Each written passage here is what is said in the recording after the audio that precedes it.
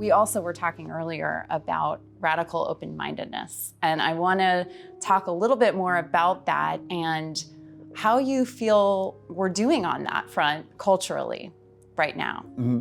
Well, radical open-mindedness means just taking in the best thinking that's available to you. Don't being attached to a conclusion that might be wrong. I think the greatest tragedy of mankind, that's a big statement, the greatest tragedy of mankind is people who hold on to opinions that they don't stress test, and therefore they make worse decisions than if they had them stress tested or got the best thinking from someone else. So that open-mindedness helps decision making and produces a great deal of learning. So it's a terrific thing. How do we think we're doing on that? I think by and large, most people in our society are doing terribly on it. I think it's going to be very damaging. I think it's worsening. The opinionatedness of people, of what you should do and how it should be done. I mean, if two people are disagreeing, one of them might be wrong. How do you know the wrong one isn't you?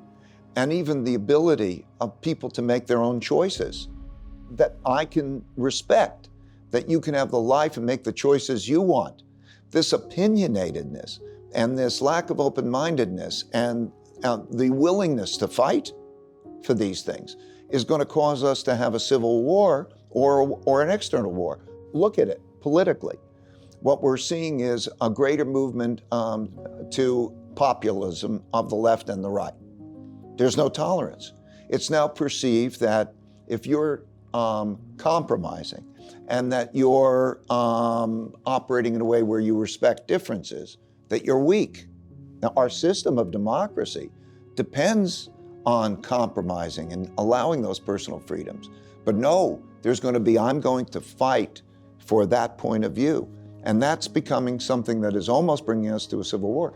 It's one of the reasons we had the January 6th incident, right? In other words, fight for power rather than to, compromise and find the rules and so on. So I think it's very threatening.